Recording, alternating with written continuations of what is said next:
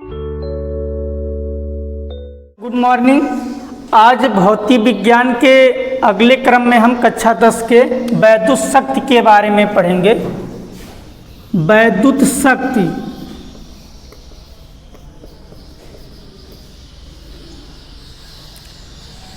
वैद्युत शक्ति को P से प्रदर्शित करते हैं, इसे P से व्यक्त करते हैं या प्रदर्शित करते हैं।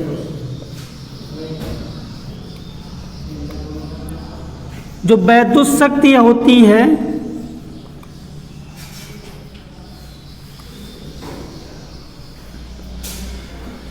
वैद्युत शक्ति P बराबर होता आपका W/T, जहाँ W आपका वैद्युत ऊर्जा है और T आपका समय है।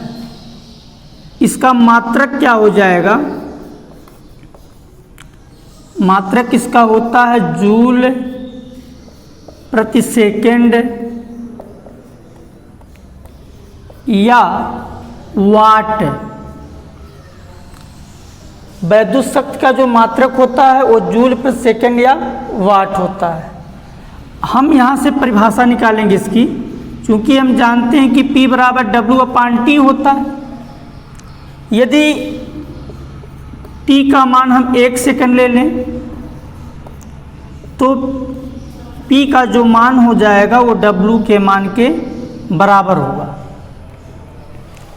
तो यहाँ से कह सकते हैं कि प्रति सेकंड में जितनी ऊर्जा व्यय होती है, प्रति सेकंड में व्यय ऊर्जा की मात्रा को वैद्युत शक्ति कहते हैं। प्रति सेकंड में व्यय वैद्युत ऊर्जा की मात्रा को हम वैद्युत शक्ति कहते हैं। तो वैद्युत शक्ति का फार्मूला हमारे पास जो मेन है वो P बराबर W/T है। इसकी सहायता से हम और अनेक फार्मूले प्राप्त कर सकते हैं, जैसा कि हमने पिछले लेक्चर में आपको वैद्युत ऊर्जा के बारे में बताया था और वैद्युत ऊर्जा का फार्मूला हमने आपको बताया था। तो उसके आधार पर आप P के भी अनेक फार्मूले निकाल सकते हैं, जैसे P बराबर W/T है। हमने आपको बताया था कि W बराबर होता है आपका VIT, हमने ज्ञात किया था। तो W बराबर यहाँ पर VIT रख देते हैं, तो आपका जो P का फार्मूला नेक्स्ट प्राप्त होगा VIT/T। तो T से T कैंसिल हो जाएगा, P बराबर आपका आ जाएगा VI। ये आपका दूसरा फार्मूला हो गया। अब हमने आपको बताया था कि एक बार हम B की वैल्यू चेंज कर देंगे और एक बार I की।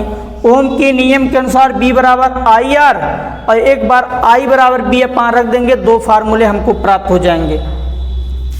इसी फार्मूले में हम एक बार B की वैल्यू चेंज करते हैं, B बराबर IR रखने पर तब आपका P इक्वल टू हो जाएगा, V की जगह IR रखिए, IR इंटू में I, तो ये P इक्वल टू हो जाएगा I²R। अब ये जो फार्मूला प्राप्त हुआ इसमें हम I की वैल्यू रख दें, I बराबर B/R रखने पर तब P इक्वल टू आपका आ जाएगा, I की जगह रखेंगे तो ये B²/R² इंटू में R से R एक कट जाएगा, P इक्वल टू आपका प्राप्त होगा B²/R। तो इस प्रकार P के जो फार्मूले हैं, P बराबर W/T, P बराबर VI, P बराबर I²R और P बराबर B²/R, इन सारे फार्मूलों पर आधारित आपसे सवाल पूछे जाते हैं। इन पर आधारित सवाल आएंगे तो आप हल कर सकते हैं। आपको इस अगले लेक्चर में हम इन सब पर आधारित सवालों को बताएंगे। अब अभी तक केवल आप इनके बारे में आप जानिए। हम सारी राशियों को जानते हैं। B आपका यहाँ विभवांतर है, R आपका वैद्युत प्रतिरोध है, I आपकी विद्युत धारा है, W को आप जानते हैं कि वैद्युत ऊर्जा होता है। वैद्युत शक्ति के अगले क्रम में हम प्रतिरोध का जो होता है उस संयोजन पढ़ते हैं। प्रतिरोधों का संयोजन, प्रतिरोध को हम क्यों जोड़ते हैं या किसी भी चीज़ों को हम क्यों जोड़ते हैं भाई? जब हमको एक से आवश्यकता की पूर्ति नहीं हो पाती है तब हम दो या दो से अधिक वस्तुओं को आपस में जोड़ते हैं। इसी प्रकार प्रतिरोध का काम होता है धारा को रोकना। जब एक रेजिस्टेंस परिपथ को नहीं रोक पाता है तो उसको हम उस प्रतिरोध को एक से अधिक लगा देते हैं जो धारा को अवरोध उत्पन्न करता है।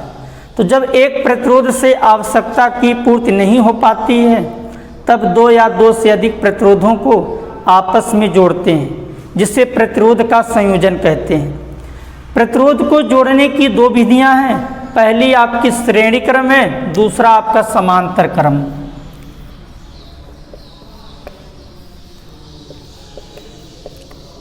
श्रेणी क्रम और दूसरा आपका समांतर क्रम।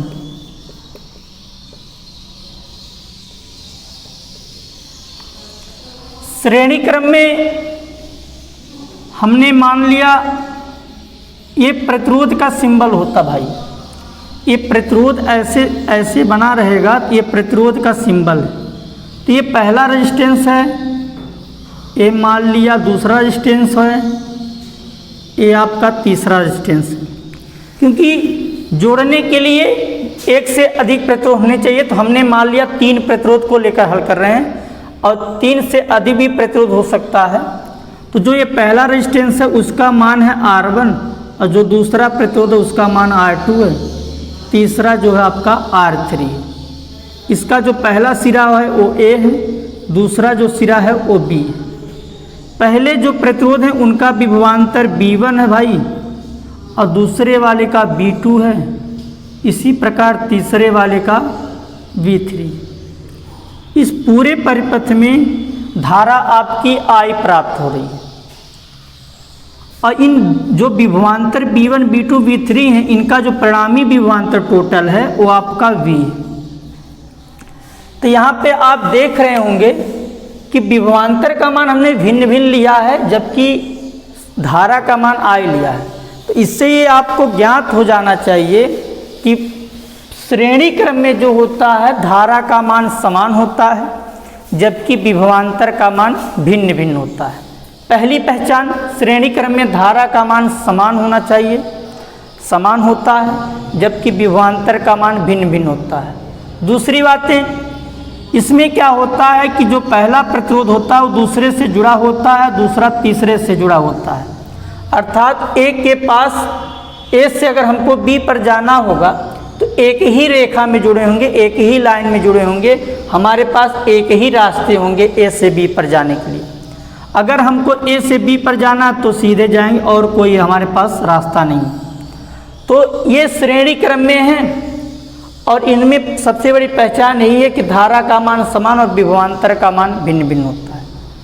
निगमन करने के लिए आप लिख सकते हैं यहाँ पर कि माना 3 प्रतिरोध R1, R2 व R3 श्रेणी क्रम में जुड़े हैं जिनके विभवांतर क्रमशः B1, B2 व B3 हैं तथा उनमें प्रवाहित धारा स्मॉल I है।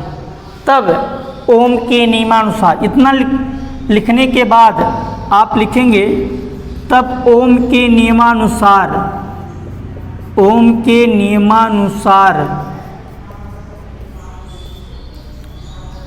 I बराबर B/R लिखिए या B बराबर IR हम राइट कर दें। B बराबर IR से जो पहला है उसका जो विभवांतर हो B1 बराबर IR1 समीकरण 1 बना लेंगे। श्रेणी क्रम में धारा समान है तो धारा I ही लिखेंगे। दूसरे के लिए भाई B2 बराबर IR2, तीसरे के लिए IR3। अगर चौथा प्रतिरोध होता तो हम B4 बराबर I4 लिखते हैं या जितने भी रहते हैं हम जोड़ते रहते हैं।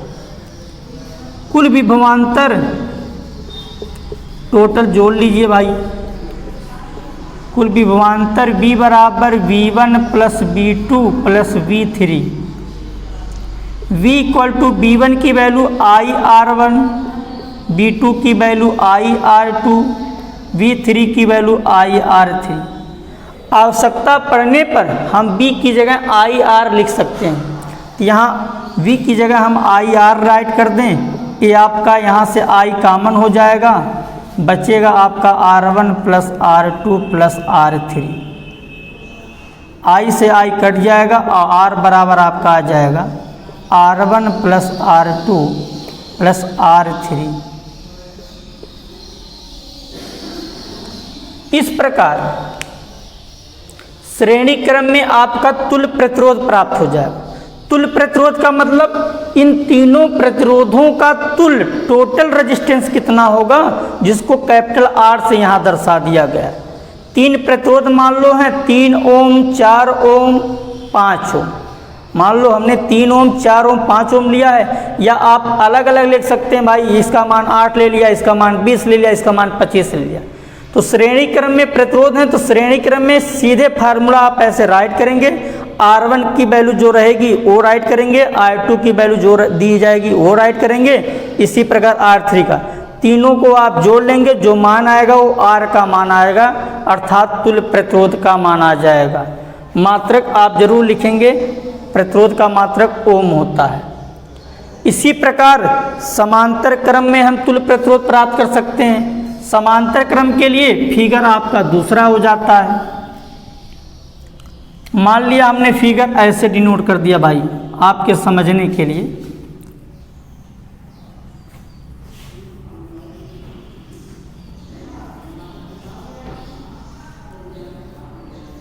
ये आपका दूसरा सिरा A है, ये पहला सिरा आपका A।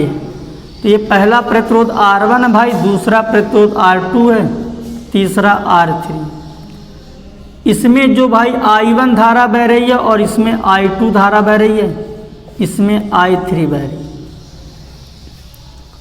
तो ये हम देख रहे होंगे कि समांतर क्रम में जो होता है वो धारा का मान भिन्न भिन्न होता है, जबकि विभवांतर का मान समान होता है। श्रेणी क्रम का उल्टा होता है समांतर क्रम। तो समांतर क्रम में धारा का मान भिन्न भिन्न होता है, जबकि विभवांतर का जो मान होता है वो समान होता है। तो यहाँ पर आप राइट कर सकते हैं, जैसे हमने श्रेणी क्रम में बताया भाई, वैसे समांतर क्रम में लिख सकते हैं। माना 3 प्रतिरोध हैं, R1, R2, R3 हैं, जो समांतर क्रम में जुड़े हैं, जिनमें प्रवाहित धाराएं क्रमशः I1, I2 और I3 हैं, जिनका कुल विभवांतर आपका V है। तब ओम के नियमानुसार सेम श्रेणी क्रम और समांतर क्रम के नियमन लगभग एक ही जैसे हैं, केवल आपको इतना ही जानना है कि श्रेणी क्रम में भाई धारा का मान समान है, इसमें विभवांतर का मान समान है। राइट कर लेंगे, आप अच्छे से समझेंगे तो समझ में आ जाएगा। तो ओम के नियमानुसार V बराबर आप आई आर राइट करिए, जिसका मान भिन्न हो उसी के बराबर से फार्मूले से हम हल करेंगे तो सुगमता से हल हो जाएगा। जैसे B बराबर आई आर है, लेकिन यहाँ पे I का मान भिन्न है, B बराबर आई आर है, तो I बराबर आप लिख सकते हैं क्या B बटे आर नहीं लिख सकते हैं? बिल्कुल लिख सकते हैं। तो I बराबर B बटे में R से पहले जो तार में धारा बह रही है वो I1 है, I1 बराबर B अपान R1, इसको समीकरण 1 बनाइए। दूसरे के लिए I2 बराबर B अपान में R2, समीकरण 2। तीसरे के लिए I3 बराबर B अपान में R3, समीकरण 3। परिपथ में जो है कुल धारा कितनी है? कुल धारा I बराबर I1 धन I2 धन I3। I बराबर I1 की वैल्यू B अपान R1, I2 की वैल्यू B अपान R2, I3 की वैल्यू B अपान R3। अब हम इस I के जगह B अपान R लिख सकते हैं, तो यहाँ पर हम लिख दें B अपान में R और बराबर यहाँ से B कॉमन कर लेंगे तो बचेगा आपका 1 अपान R1 प्लस 1 अपान में R2 प्लस 1 अपान में R3। V से V कट जाएगा, 1 अपान R इक्वल टू आ जाएगा 1 अपान R1 प्लस 1 अपान R2 प्लस 1 अपान R3। समांतर क्रम में तुल्य प्रतिरोध का ये आपका सूत्र है।